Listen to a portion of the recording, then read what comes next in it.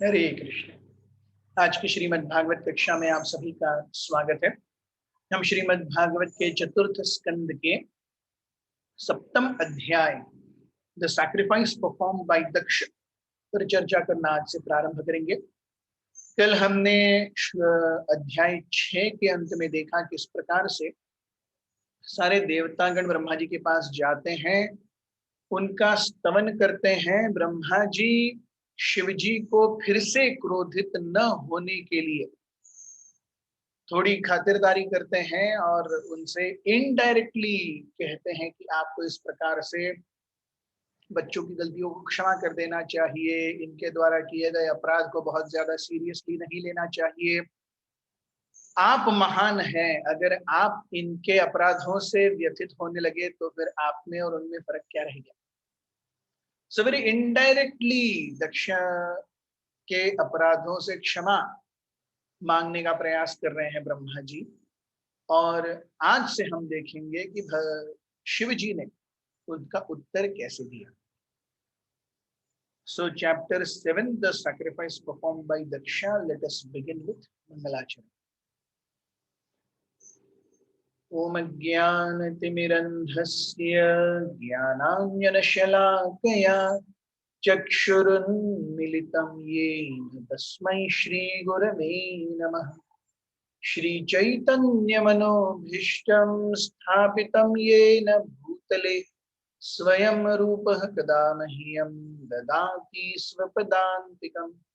वन्देऽहं श्रीगुरुः श्रीयुतापदकमलं श्रीगुरुन् वैष्णवांश्च श्रीरूपं साग्रजातं सहगण रघुनाथान्वितं तं सजीवं साद्वैतं सावधूतं परिजनसहितं कृष्णचैतन्यदेवं श्रीराधा कृष्णपादा सहगण ललिता श्रीविशाखान्वितांश्च।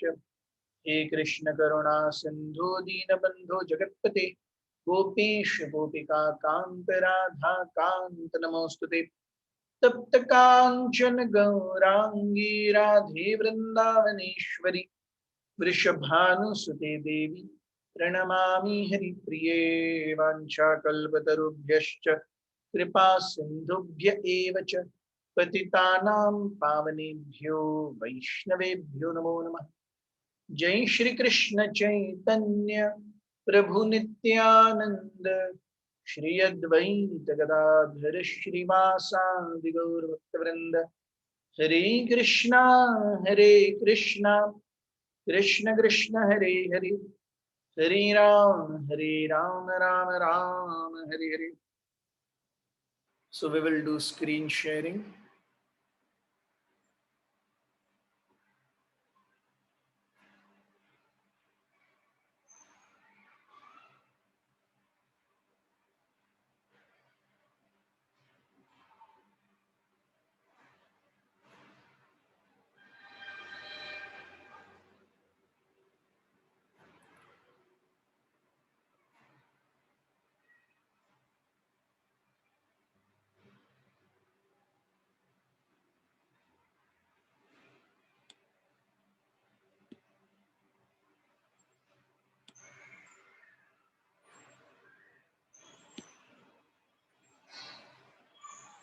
तो यहां हम देखते हैं श्लोक क्रमांक, ये अध्याय कैसे घूमता है। What do we see in this chapter. So श्लोक क्रमांक 1 से 12 तक किस प्रकार से दक्ष के जीवन को, दक्ष के शरीर को पुनर्जीवित किया जाता है उसका वर्णन आएगा। 13 से 15 3 श्लोकों में दक्ष अपने पिछले जीवन में किए हुए गलतियों का एहसास पा करके शिव जी से क्षमा याचना करते हैं। श्लोक क्रमांक 16 से 25 तक दक्ष फिर से, क्योंकि वो यज्ञ अधूरा रह गया, इस यज्ञ में ही तो सब कांड हुआ है, तो यज्ञ अधूरा है, तो दक्ष उस यज्ञ को पूरा करते हैं। वहां पर भगवान विष्णु स्वयं आते हैं। श्लोक क्रमांक 26 से लेके 47 तक सारे देवतागण भगवान विष्णु की स्तुति करते हैं। श्लोक क्रमांक 48 से लेके 54 तक भगवान विष्णु दक्ष को आशीर्वचन देते हैं और श्लोक क्रमांक 55 से 61 तक दक्ष किस प्रकार से ये पूरा यज्ञ समाप्ति तक लेके जाते हैं, इस पूरे चीजों का वर्णन है। श्लोक क्रमांक 1। इत्यजेनानुनीतेन भवेन परितुष्यता अभ्यधायि महाबाहो रहस्य श्रुतया श्रूयतामिति। The sage Maitreya said, O mighty armed Vidura, Lord Shiva, being thus pacified by the words of Lord Brahma, spoke as follows in answer to Lord Brahma's request. Maitreya ऋषि विदुर से कहते हैं कि ब्रह्मा जी के द्वारा इस प्रकार प्रार्थना किए जाने पर शिवजी ने उत्तर दिया। क्या उत्तर दिया? श्लोक क्रमांक 2। महादेव उवाच नाघं प्रजेश बालानां वर्णयेनानुचिन्तये देवमायाभिभूतानां दण्डस्तत्र धृतो मया। शिवजी ने कहा, My dear father Brahma, I do not mind the offenses created by demigods, because these demigods are childish and less intelligent. I do not take a serious view of their offenses, and I have punished them only in order to right them. पर ये बच्चे हैं, ये ना हमें जानते हैं ना आपको जानते हैं, अपने आप कुछ ना कुछ करने का प्रयास करते रहते हैं, इन्हें क्या अकल है? सो उनके द्वारा किए गए अपराध को मैंने बहुत ज्यादा सीरियसली नहीं लिया। लेकिन एट द सेम टाइम वो कहते हैं कि I have punished them only in order to right them. तो प्रभुपाद जी उनको उनको एक अच्छा सबक सिखाने के लिए मैंने उनको क्या किया है? पनिश किया है। तो प्रभुपाद जी कहते हैं कि दंड भी दो प्रकार का होता है। एक दंड वो जब एक राजा दूसरे राज्य पर चढ़ाई करके उनके राज्य को और उनके राजा को बंदी बना लेता है।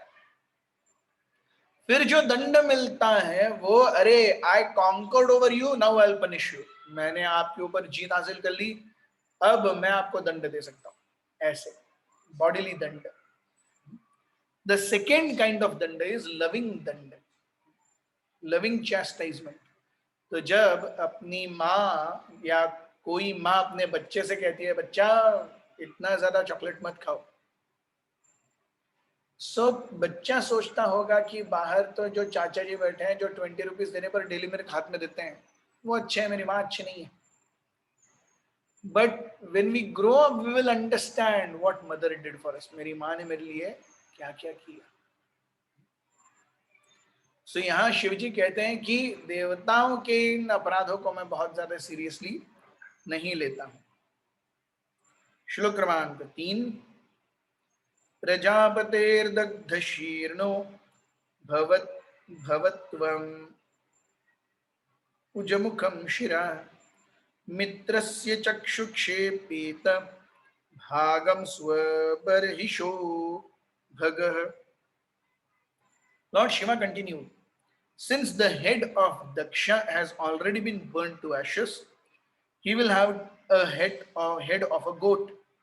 The demigod known as Bhaga will not be able to see his share of sacrifice through the eyes of Mitra. तो कुछ कुछ लोगों के लिए उन्होंने दंड घोषित कर भी दिया। तो क्या कहते हैं कि क्योंकि दक्ष, मेन प्रॉब्लम क्या था? दक्ष नहीं है, तो एक्चुअली ब्रह्मा जी आए थे दक्ष के कारण। तो शिवजी कहते हैं डोंट वरी, दक्ष का सर जल गया लेकिन हम उन्हें क्या देंगे? एक बकरी का या बकरे का सर देंगे। सो भग नाम के जो देवतागण हैं जिन्होंने आंखें बड़ी की थी शिवजी को देख करके, उनकी आंखें निकाल दी थी वीरभद्र ने। तो शिवजी कहते हैं कि भग अपने यज्ञ भाग को मित्र के जरिए देख पाएगा।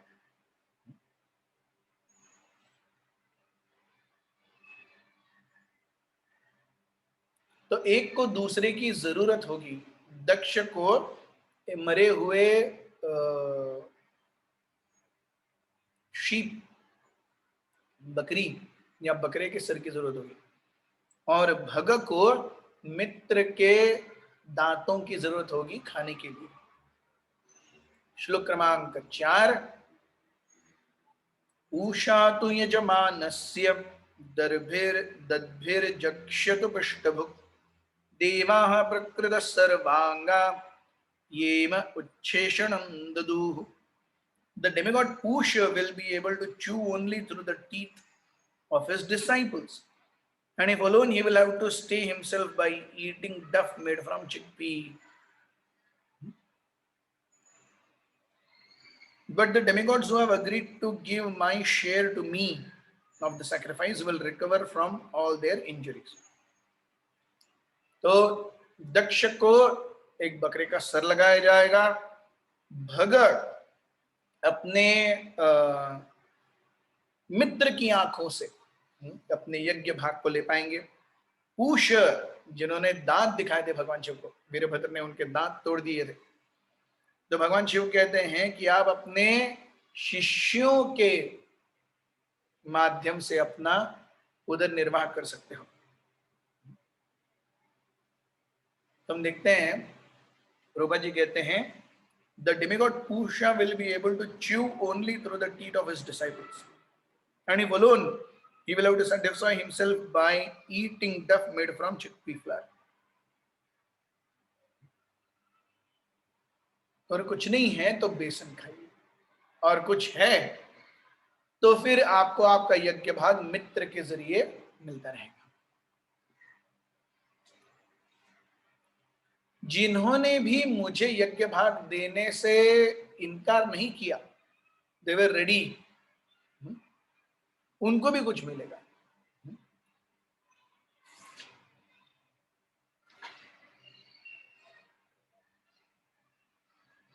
उनको क्या मिलेगा? उनको अपने सारे शारीरिक जो सैक्रिफाइस के समय पर हानियां हुई हैं, जो क्षति विक्षति हुई है, वो सब बैक मिलेगा। श्लोक क्रमांक 5।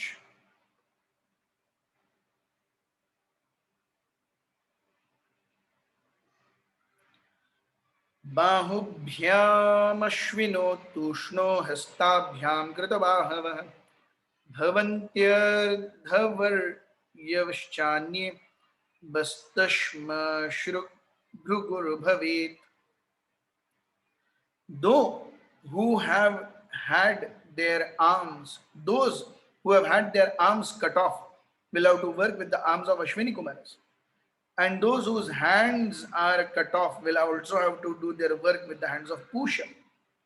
The priest will also have to act in that manner. As far as Bhoga, as for Bhrigu, he will have the beard from a goat's head. So Shivji एक एक करके चीजें बता रहे हैं।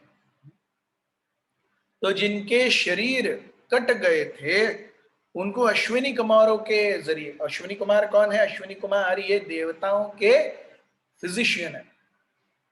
कुछ भी होता है गड़बड़, देवतागण अश्विनी कुमार के पास जाते हैं। तो यहाँ भगवान कहते हैं अश्विनी कुमारों के पास आप जाइए, उनके पास रहिए।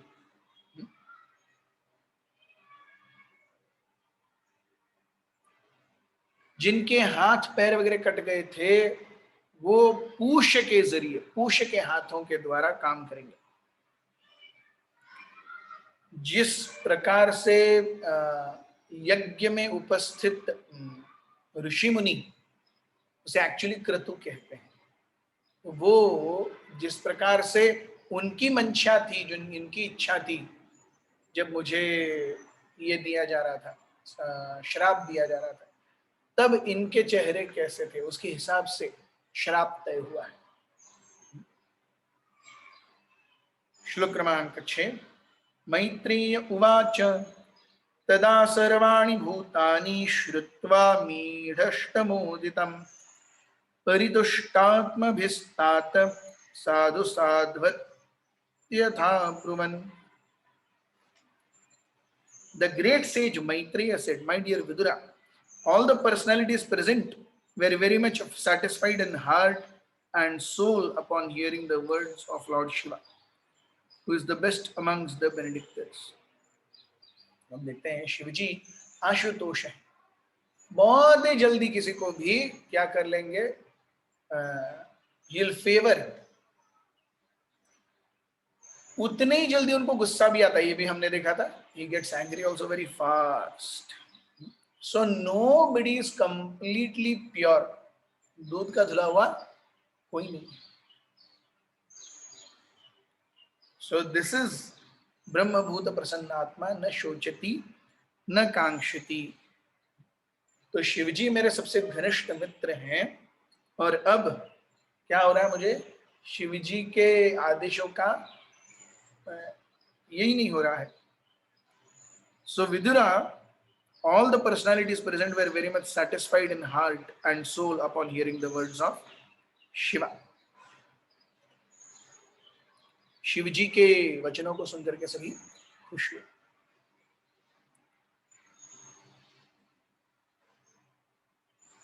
श्लोक क्रमांक 7.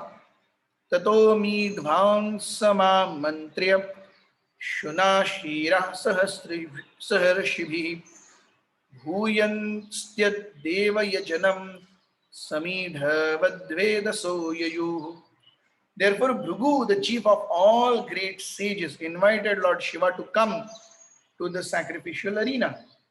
Thus, the demigods, accompanied by sages, Lord Shiva and Lord Brahma, all went to the place where great sacrifice was being performed. तो इतना ज्यादा तांडव हो गया है, अब शिवजी कैसे तो ठंडे हुए हैं. सो चलिए थोड़ा आउटिंग जाते हैं. जो भृगु मुनि ने यज्ञ कर रहे थे, भगवान विष्णु को भी निमंत्रण भेजा. तो भगवान विष्णु भी आएंगे, शिव जी हैं, सारे देवतागण हैं, ब्रह्मा जी हैं, जब यज्ञ शुरू है. श्लोक क्रमांक 8. विधायकात्स्नेन च तद्यादाह भगवान् भवः सन्दधूकस्य याकेन कायेन सवनीय पशोशिरः. After everything was executed exactly as directed by Lord Shiva, Daksha's body was joined to the head of animal meant to be killed in sacrifice. हम देखते हैं कि everything happens because of a reason. Nothing happens because of no reason. जो कुछ भी चीज हो रही है उसके पीछे कारण है, और इस कारण को ढूंढना ही आध्यात्म है. सो हम देखते हैं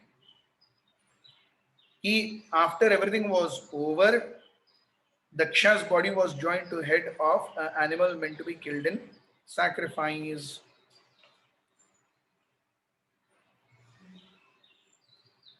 So भृगु मुनि को भी अपने गलती का एहसास हुआ और उन्होंने शिव जी को बुलाया, प्लीज कम, प्लीज कम. सो यहाँ प्रभुपाद जी लिखते हैं कि हमने देखा कल भी शिव जी आशुतोष हैं और उतनी आसानी से वो गुस्सा भी हो जाता है. So, Brahma ji and all the demigods are making sure कि शिव जी को फिर से गुस्सा नहीं आता. श्लोक क्रमांक 9. संधीयमाने शिरसि दक्षो रुद्राभिवीक्षितः सद्यः सुप्त इवोत्तस्थौ दर्शने जागृतो मृडम्. When the animal's head was sacrificed and fixed on the body of King Daksha, Daksha was immediately brought to consciousness.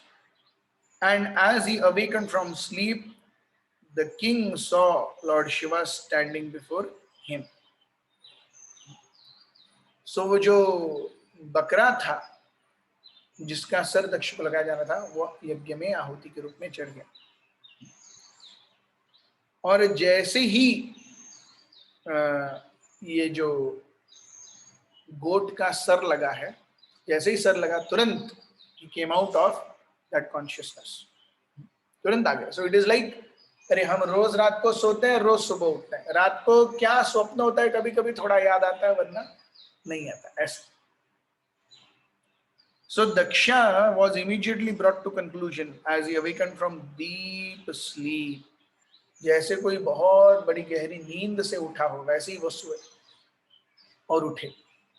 तो हम देखते हैं आगे के श्लोकों में भी कि हालांकि दक्ष का सर अलग कर दिया गया धड़ से, फिर भी उनकी चेतना वैसी रही. अब दक्ष आगे जाकर के प्रार्थनाएं करेंगे, और दक्ष की क्या प्रार्थनाएं हैं वो हम आगे देखेंगे.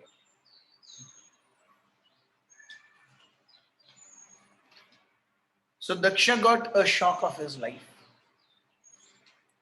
श्लोक क्रमांक 10.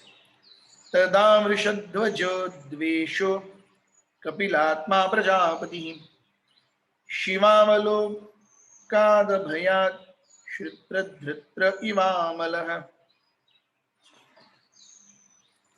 At that time when Daksha saw Lord Shiva, who rides upon a bull, his heart, which was polluted by envy of Lord Shiva, was immediately cleansed, just as water in a lake is cleansed by autumn rains. हम देखते हैं जब दक्ष ने शिव जी को देखा, वैसे ही शिव जी के नजरों के कटाक्ष से ही दक्ष पूरी तरह से पाप मुक्त हो गए. This is how much a great Vaishnava's mercy carries. और कुछ नहीं किया दक्ष ने, but he has become aware of what a devotee life is. So दक्ष जैसे ही शिव जी दिखते हैं, दक्ष खड़े हो जाते हैं. तो पहले तो वो खड़े होने के लिए तैयार नहीं थे, वो तो शिव जी को बोल रहे थे तुम क्यों नहीं खड़े हुए, यज्ञ भाग नहीं मिलेगा, श्राप दिया था. तो अभी इमीडिएटली क्लेंजिंग चालू हो गया. Just by looking at Shiva Daksha became purified. श्लोक क्रमांक 11. भवस्तवाय कृतधीर नाशक्नोद अनुग्रहात् औत्कंठ्यावाष्पकलया संपरीतां सुतां स्मरन्. King Daksha wanted to offer prayers to Lord Shiva, but as he remembered his ill-fated death of daughter Sati, his eyes filled with tears, and in bereavement his voice choked up, and he also could not say anything. तो अभी अभी विध्वंस हुआ है, उसके थोड़े समय पहले उनकी सबसे चहीती बेटी, उसने क्या किया है, आत्मदाह किया है. सो ये सारी चीजें बहुत ही गड़बड़ी है. फिर भी जैसे ही शिव जी का दर्शन होता है, दक्ष के हृदय में शुद्धिकरण की चेतना शुरू हो जाती है. दक्ष शिव जी का गौरवान्वित करना चाहते हैं, लेकिन अपनी बेटी के बारे में सोच करके उनकी आंखों में पानी आ गया. श्लोक क्रमांक 12. तृष्णास्तंस्तभ्य च मनः प्रेम विह्वलत्य सुधि शशांसं निर्व्यलीकुयेन भावे नेशं प्रजापतिः. At this time, King Daksha, afflicted by love and affection, was very much awakened to his real senses. With great endeavor, he pacified his mind, checked his feelings, and with pure consciousness began to offer prayers to Lord Shiva. हम देखते हैं दक्ष को भी अपने आंतरिक द्वंद्व लड़ने पड़े. He has the best of the father, Brahma ji. He has the best of the gurus, Brahma ji. अभी नारद मुनि आकर के भी कुछ बताएंगे, तभी इन सब के लिए. So this is how we see Daksha wanted to speak about Sati. He was remembering Sati, and that's how the entire दक्ष की आंखों में से धीरे धीरे धीरे धीरे अश्रु प्रवाह होने लगा. सो हम देखते हैं कि शिवजी की ताकत देख करके दक्ष को समझ में आया. That was a big thing. Yes. श्लोक क्रमांक 13. दक्ष उवाच भूयाननुग्रह अहो भवता करोमि दण्डस्त्वयामृति भयो भृतो यदपि प्रलब्धः न ब्रह्म बन्धुषु न वां भगवन्नवज्ञां तुभ्यं हरेश्च कुतः एव धृतप्रदेशु. King Daksha said, "My dear Lord Shiva, I committed a great offense against you. But you are so kind that instead of withdrawing your mercy, you have done me a great favor by punishing me. You and Lord Vishnu never neglect even useless, equilibrious, unqualified Brahmanas. Why then should you neglect me, who am engaged in performing sacrifices?" तो दक्ष कहते हैं कि अरे मैंने प्रवृत्ति मार्ग का अवलंबन किया, क्या क्या नहीं किया, और मेरे इतने महान अपराध के लिए आपने मुझे एक तरीके से दंड नहीं दिया. सो Daksha is really happy that Shivji has also given up his malice. Daksha is also happy that ultimately his things are also being taken care. So जैसे ही दक्ष ने देखा तुरंत प्यूरिफिकेशन शुरू. दक्ष प्रार्थनाएं अर्पण कर रहे हैं. सो आप किसी को भी, आप आशुतोष हैं, संपूर्ण जगत के इन वन सेंस तारणहार हैं, अगर मैं आपका भक्त बन गया, आप मुझे क्यों स्वीकार नहीं करेंगे? निश्चित रूप से करेंगे. विद्या तपो व्रत धरान मुखतः स्म विप्रान ब्रह्मात्म तत्ववितुम प्रथमं त्वमत्स्राक् तद्ब्राह्मणान् परम सर्व विपत्सुपासी पालः पशूनिव विभो गृहीत दण्डः. My dear great and powerful Lord Shiva, you were created first from the mouth of Brahma in order to protect the Brahmanas in pursuing education, austerities, vow, self-healing. As protector of the Brahmanas, you always protect the regulative principles that they follow. Just as a cowherd boy keeps a stick in his hand to give protection to cows. दिख कुछ अलग रहा है. हम देखते हैं यहाँ पे उपमा क्या दी जा रही है, जैसे एक काउहर्ड बॉय, एक ग्वाला हाथ में छड़ी लेकर के गायों को लेके जा रहा है चराने के लिए. तब देखने का इंप्रेशन क्या बनेगा? अरे ये देखो, ये गायों को लेके जा रहा है, उनको मारता भी होगा शायद. लेकिन एक्चुअली ऐसा नहीं है. सो जिस प्रकार से एक ग्वाला गायों को चराने के लिए लकड़ी लेके जाता है, वो लकड़ी बाकी किसी जानवर या व्यक्ति के वार से हमें बचाने के लिए है. So just as a cowherd boy keeps a stick in his hand to give protection to cows. So दिखता है कि वो गायों को मारने के लिए, लेकिन एक्चुअली वो गायों को मारने के लिए नहीं है, वो दूसरों को मारने के लिए है. किसी व्यक्ति विशेष या जानवर विशेष जो गायों पर या उस पर आक्रमण करेगा. उसी प्रकार से शिवजी, आपका ये क्रोध दिखता है कि अरे मेरा सर चला गया, लेकिन एक्चुअली आपने मुझ पर बहुत कृपा की है कि मुझे एक बकरे का सर दे दिया. Now I have become humbled, I am realising things. Daksh कहते हैं. श्लोक क्रमांक आज के लिए इतना ही। श्लोक क्रमांक 15 से हम कल चर्चा करेंगे। हमारे साथ बने रहने के लिए बहुत बहुत धन्यवाद। ग्रंथराज श्रीमद् भागवत की जय निताय गौर प्रेमानंदे। हरि हरि बोल।